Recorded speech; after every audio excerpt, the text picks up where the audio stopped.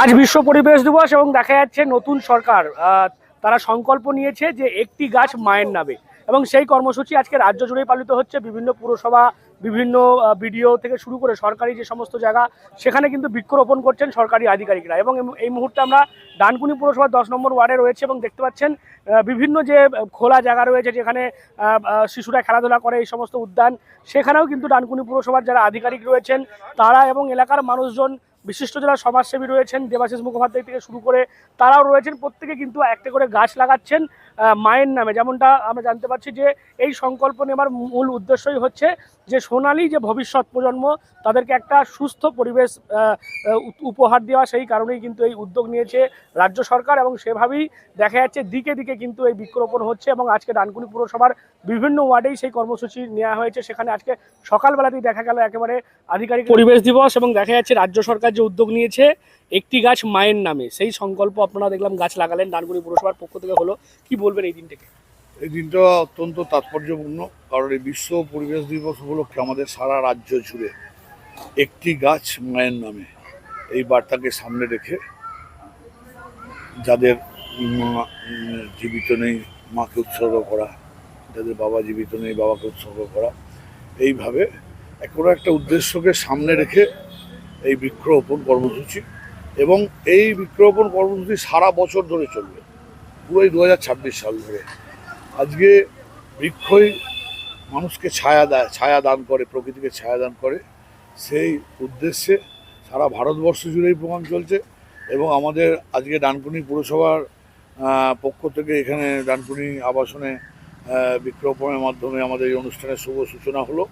এছাড়া ডানকুনি মিউনিসিপ্যালিটি এলাকার বিভিন্ন স্কুল তারা বৃক্ষরোপণ করছে, বিভিন্ন স্বেচ্ছাসেবী সংস্থা তাদেরও আমরা এগিয়ে আসার আহ্বান জানিয়েছি। আগামী দিনে বিভিন্ন প্রান্তে এই বৃক্ষরোপণ কর্মসূচি চলবে এবং সারা ভারতবর্ষ জুড়ে এই ছায়াদানের জন্য বৃক্ষরোপণ প্রকল্প আগামী দিনে আরও এগিয়ে যাবে। এবং এই প্রকল্পের মাধ্যমে আমাদের রাজ্য সরকার চাইছে যে একসাথে প্রকৃতির যে ভারসাম্য, সেই ভারসাম্য বজায় রাখতে। তৃণমূলের আমরা যে অভিযোগ উঠতো গাছ কেটে নির্বিচারে গাছ কাটার অভিযোগ উঠতো, আপনাদের বিজেপির আমলে সেটা কি বন্ধ হবে? অবশ্যই বন্ধ হবে। দেখুন, উন্নয়নের স্বার্থে কিছু কিছু জায়গায় গাছ কাটতে হয়, এই যে কিছু কিছু জায়গায় হাইওয়ে সম্প্রসারণ, সেখানে গাছ কাটতে হয়, কিন্তু সাবস্টিটিউট অন্য জায়গায় আবার পুনরায় গাছ বসিয়ে সেই গাছ কাটার অভাবটা, একটা গাছ কাটলে আমরা 5টা গাছ বসাবো, এই প্রতিজ্ঞা নিয়ে আগামী 1 বছর সারা রাজ্য জুড়ে এই কর্মসূচি চলবে।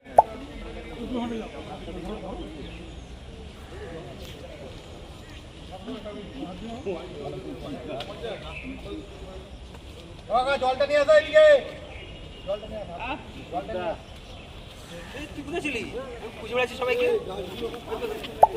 সরকারের এই যে উদ্যোগ গাছ লাগিয়ে মায়ের নামে গাছ লাগানোর কথা বলছেন তারা, এবং বলছেন সারা বছর এই প্রকল্প চলবে। সারা বছর যদি এই প্রকল্প চলে তাহলে তো খুবই ভালো, কারণ আমরা দেখতে পাচ্ছি যে গ্রীষ্মের যে দাবদাহ, এবং শুধু গ্রীষ্ম নয়, প্রত্যেক বছরের প্রতিটা দিনে আমরা দেখতে পাচ্ছি যে পরিমাণ গরম বাড়ছে প্রত্যেক বছর পর বছর, এল নিনা লা নিনা যেগুলো আসছে, সেইগুলো থেকে প্রকৃতিকে বাঁচাতে গেলে, কারণ প্রকৃতি ছাড়া আমরা বাঁচবো না, প্রকৃতির কোলে আমরা বেঁচে আছি, তাকে যদি বাঁচাতে হয় তো গাছ অপরিহার্য একটা জিনিস, মানে আমাদের দান, যেখানে আমরা গাছ থেকে ফল পাচ্ছি, ছায়া পাচ্ছি, তো গাছ ছাড়া আমরা বাঁচবো না, অক্সিজেন পাচ্ছি, যেটা সব থেকে বড় দরকার।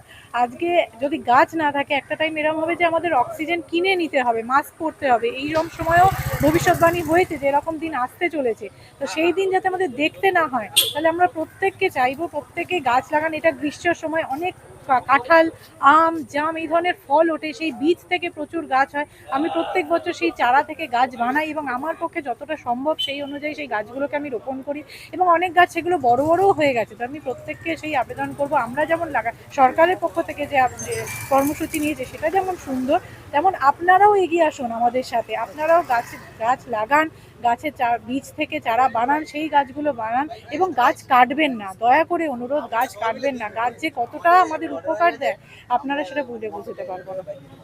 যে উদ্যোগ নিয়েছে একটি গাছ মায়ের নামে, আপনারা সব আপনার এলাকাতেও এসেছিলেন, গাছ লাগানো হলো, কি বলবেন কেমন লাগছে সরকারের উদ্যোগ? খুব ভালো, মানে এটা কি বলবো, অতুলনীয় প্রশংসা করার কারণ হলো একটি বৃক্ষ মানে অনেকগুলি মানুষের প্রাণ বাঁচায়। তো সেই বৃক্ষরোপণ করছেন, এত সুন্দর একটা উদ্যোগ, তাতে প্রকৃতি আমাদের ভারসাম্য হারাবে না, সব কিছু নিয়ে আমরা খুব ভালো থাকবো, আমাদের প্রকৃতিটা সুন্দর, সমাজটা সুন্দর থাকবে। ভীষণ হয়েছে, আমরা তার জন্য অসংখ্য ধন্যবাদ জানাই কাকে ধন্যবাদ জানাচ্ছি? আমাদের সরকারকে, রাজ্য সরকার। রাজ্য সরকার, কেন্দ্রীয় সরকার, সবাইকেই। কারণ যারাই এই মানসিকতাটা নেবেন তাদের সবাইকে আমি, যারা এসছেন তাদের সবাইকে সশ্রদ্ধ সম্মান জানাই। আমার নামটা বলো। অনিতাগণ। দাদার এই উদ্যোগে আমরা সবাই একসঙ্গে গাছ লাগাবো, একটি গাছ একটি প্রাণ। মানে এই পরিবেশ বাঁচানোর জন্য এই উদ্যোগটা প্রশংসনীয়। হ্যাঁ হ্যাঁ, নিশ্চয়ই, একদম ভালো। ওর নামটা বলো। নবনীতা চ্যাটার্জি। এরা এসে তারা প্রথমে গাছগুলোকে বিভিন্ন জায়গা থেকে গর্ত খুঁড়ে সেখানে কিন্তু রোপণ করলেন এবং তারা সংকল্প নিলেন যে এক বছর, গোটাই বছর জুড়েই কিন্তু এই বৃক্ষরোপণ করা হবে, মায়ের নামে একটি করে গাছ লাগিয়ে আগামী প্রজন্মকে যাতে একেবারে সুস্থ একটা পরিবেশ দেওয়া যায় সেই বিষয়টা তারা মাথা রেখে কিন্তু দেখা যাচ্ছে রাজ্য সরকারের পক্ষ থেকে এই অভিনব উদ্যোগ নেওয়া হয়েছে। কি বলবেন আপনারা এই বিষয় নিয়ে? অবশ্যই কমেন্ট করুন কমেন্ট বক্সে। এরকম আরও খবর পেতে নজর রাখুন ডিএনএন বাংলায়। ডিএনএন বাংলা সবার মনে, সবার ফোনে।